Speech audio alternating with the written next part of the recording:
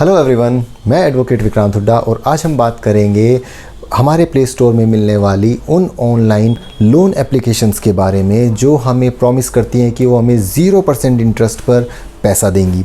और बात करेंगे कि क्या ये सच है या कोई स्कैम है या कोई फ्रॉड है। और हम बात करेंगे आरबीआई की उस गाइडलाइन के बारे में कि आरबीआई क्या कहती है किसी बैंक के लिए, एनबीएफसी के लिए, अगर वो किसी को लोन देते हैं तो क्या कंडीशंस हैं जो फुलफ़िल होनी चाहिए।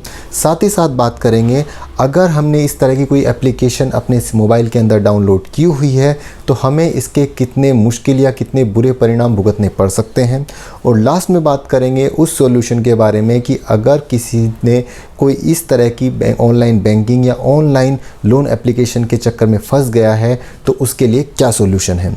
सबसे पहले बात करते हैं इस तरह की एप्लीकेशंस के बारे में। साल 2020 के अंदर जब लोगों के पास फाइनेंशियली दिक्कतें आनी स्टार्ट हुई ड्यू टू लॉकडाउन, तो उस टाइम पे हमने देखा कि टीवी के अंदर, यूट्यूब पे और भी बहुत सारे इंटरनेट मोड्स पे इस तरह के एडवर्टीज़मेंट बहुत ज़्यादा आए जो ये प्रॉमिस करते थे कि आप फला एप्लीकेशन अपने मोबाइल में डाउनलोड कीजिए और आसानी से 0% इंटरेस्ट पर कुछ सर्टेन अमाउंट उठा सकते हैं। जो जैसा कि हम सभी के पास मजबूरी थी और जैसे कि हमें जब पैसे का ऑप्शन मिलता है तो लोग बहुत ज़्यादा कैलकुलेटिव, बहुत ज़्यादा दिमागदार हो जाते हैं और लोग सोचते हैं कि मैं जल्दी से इस पैसे को लोगों कैसे अपनी इस समस्या का निपटारा करूं। इसी चीज़ों का फ़ायदा उठाते हुए इस तरह की लोन जो स्कैम करते हैं या जो फ्रॉड करते हैं वो लोग एक्टिव हो जाते हैं और आम आदमी को या ऐसे शरीफ लोगों को या ऐसे लोगों को फंसाने की कोशिश करते हैं। ऐसा हुआ भी, बहुत सारे लोग इसके शिकंजे में, इसके चंगुल में फंसे भी। जैसा कि एक आरबीआई की गाइडलाइन है, आरबीआई कहता है कि कोई भी एनबीएफसी, कोई भी बैंक अगर किसी को लोन देता है तो उसके लिए प्रॉपर डॉक्यूमेंटेशन होनी ज़रूरी है जिसे हम एग्रीमेंट कहते हैं, लोन एग्रीमेंट। उसके अंदर बैंक बताता है कि अगर आप उन्हें टाइम से उनका पैसा पे नहीं करोगे तो उस कंडीशन में वो आपके ख़िलाफ़ क्या लीगल एक्शन लेंगे, आपके साथ क्या दिक्कतें आ सकती हैं, जिसके हम एग्री करते हैं और जिसमें हम एग्री करते हैं कि हम आपसे फला इतना अमाउंट हम ले रहे हैं और टाइम के इस स्ट्रक्चर के हिसाब से हम इतनी ईएमआई के हिसाब से आपको पे करेंगे, जिसके अंदर दोनों की टर्म्स एंड कंडीशन मेंशन होती हैं और जिस एग्रीमेंट को हम साइन करते हैं और बैंक को देते हैं। दूसरी चीज़ आरबीआई कहता है कि अगर कोई किसी को लोन देता है तो उसका मिनिमम पीरियड 3 मंथ से कम का नहीं होना चाहिए। आपने देखा होगा अगर आप फ्लिपकार्ट पे या किसी भी ऑनलाइन ऐसी परचेजिंग साइट पे कुछ चीज़ लेते हैं और अपने क्रेडिट कार्ड से आप चीज़ों को ईएमआई में कन्वर्ट करते हैं तो उसमें सबसे पहला जो ऑप्शन दिखाता है, अगर दिखाता है तो दिखाता है 3 मंथ्स का, 6 मंथ्स का, 9 मंथ्स का, 12 मंथ्स का। ये 3 मंथ्स के स्लैब में आपका टेन्योर बनता है। तो बैंक आरबीआई कहता है कोई भी बैंक, कोई भी एनबीएफसी अगर किसी को फाइनेंस करती है, किसी को पैसा देती है तो वो मिनिमम पीरियड 3 मंथ्स होगा। दूसरा, आरबीआई गाइडलाइन देती है कि कोई भी बैंक, कोई भी एनबीएफसी 0% इंटरेस्ट की कोई स्कीम नहीं लाएगा और ये पॉसिबल भी नहीं है, क्योंकि अगर आप देखेंगे, अगर आपकी कोई ईएमआई चल रही है तो आप देखिए कि जो आपकी ईएमआई है, आपके ऊपर जो जीएसटी आप पे करते हैं अपनी ईएमआई पे, उसके अंदर वो जीएसटी उस इंटरेस्ट अमाउंट पे लगता है जो आपकी उस महीने की ईएमआई होती है, ना कि आपके प्रिंसिपल अमाउंट पे। तो उससे बैंक का और सरकार का जो इंटरेस्ट चलता है, इंटरेस्ट से बैंक अपनी बैंकिंग सिस्टम देखता है, अपनी एम्प्लॉयज़ की सैलरी देखता है, जो उनके कस्टमर्स हैं जिन्होंने उनके पास सेविंग अकाउंट्स खुलाए हुए हैं उन्हें एनुअली उन्हें इंटरेस्ट पे करता है, जो इंटरेस्ट वो आपसे लेता है उसी से। और जो गवर्नमेंट होती है, गवर्नमेंट उससे जीएसटी या टैक्सेस आपसे रिकवर करती है उस अमाउंट के ऊपर। तो ऐसा तो हो ही नहीं सकता कि 0% इंटरेस्ट पे कोई भी बैंक, कोई भी एनबीएफसी आपको अमाउंट दे दे। तो दूसरी बात, अब बात करते हैं कि आरबीआई ने ये भी गवर्न किया हुआ है कि अगर कोई एनबीएफसी या कोई बैंकिंग सिस्टम इस तरह से ऑनलाइन एप्लीकेशन बनाता है तो उन्हें सख्त हिदायत है कि वो अपने सिस्टम पे, अपनी एप्लीकेशन पे ये क्लियरली मेंशन करेंगे कि वो किस बैंक से एफिलेटेड हैं, किस एनबीएफसी से एफिलेटेड हैं और किसके बिहाफ पे वो ये एप्लीकेशन काम कर रही है, कहाँ से वो आपको पैसा दे रही है, जो कि इन ऑनलाइन एप्लीकेशंस पे नहीं होता। हालांकि इन ऑनलाइन एप्लीकेशंस के ऊपर उनकी डिमांड है कि वो आपसे कुछ ज़्यादा डॉक्यूमेंटेशन रिक्वायरमेंट नहीं रखते। वो आपकी सबसे इंपॉर्टेंट चीज़ आपका आधार कार्ड, आपका पैन कार्ड और एक आपकी खूबसूरत सी सेल्फी की डिमांड करते हैं, जिसके बिहाफ पे वो आपको लोन देने के लिए तैयार हो जाते हैं। सबसे पहले आप जानिए, आपका आधार कार्ड, आपका पैन कार्ड आपकी बहुत इंपॉर्टेंट चीज़ें होती हैं जो आपको किसी को भी इस तरह से हैंडओवर नहीं करनी चाहिए। अगर आप ध्यान दें, अगर आप बैंक में कस्टमर केयर में कॉल करते हैं तो बैंक सबसे पहले आपकी वेरिफिकेशन के लिए आपकी डेट ऑफ बर्थ पूछता है, आपका पैन कार्ड नंबर पूछता है। तो इस तरीके से आप आप डायरेक्टली उन्हें वो एक्सेस दे रहे हैं कि वो आपके बैंक में भी आपके साथ डायरेक्टली फ्रॉड कर सकते हैं। आप ये इतनी इंपॉर्टेंट चीज़ें उन्हें हैंड ओवर कर रहे हैं।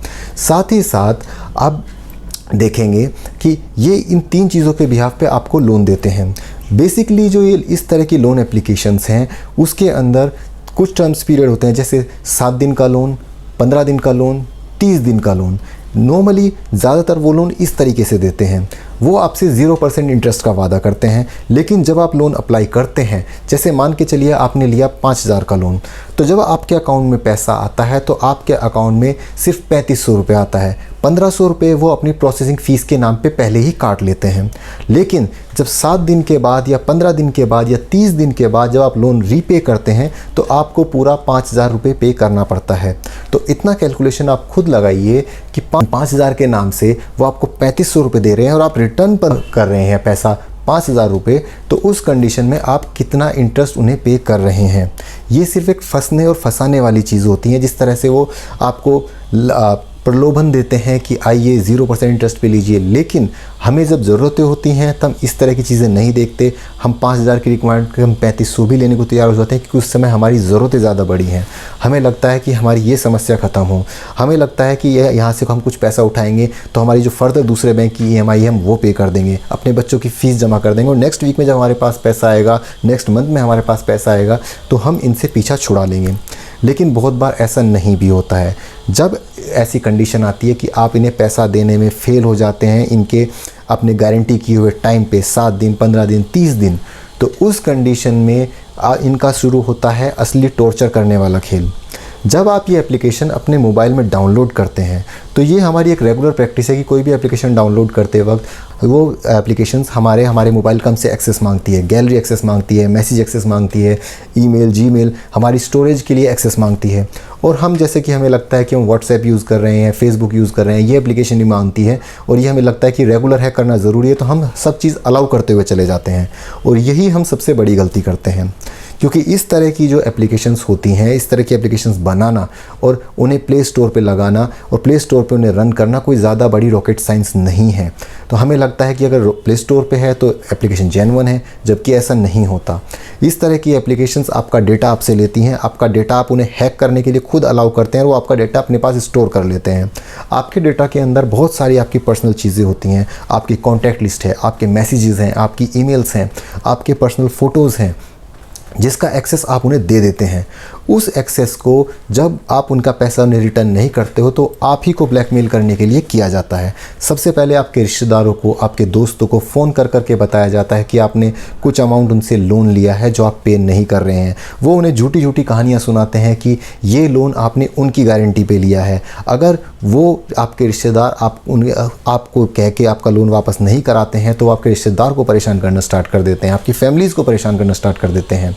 यहाँ तक कि अभी हाल ही में आपने सुना हो, गुड़गांव के एक व्यक्ति ने इसी टॉर्चर से परेशान होकर आत्महत्या कर ली, क्योंकि इस तरह की ऑनलाइन एप्लीकेशन वाले उसे ब्लैकमेल कर रहे थे उसके पर्सनल फ़ोटो पब्लिक करने के लिए। हमारे पर्सनल फ़ोन के अंदर हमारे कुछ पर्सनल फ़ोटोज़ भी होते हैं जो हम अपने पार्टनर के साथ, अपने फ्रेंड्स के साथ उस टाइम पे खींच सकते हैं, जो हम कभी नहीं चाहते कि या पब्लिक किए जाएं या पब्लिकली यूज़ के लिए होते भी नहीं हैं। लेकिन वो इस तरीके से रिप्रेजेंट करके उन्हें उल्टी सीधी वेबसाइट्स पे डालने की धमकी देके टॉर्चर करते हैं अपना पैसा वापस लेने के लिए।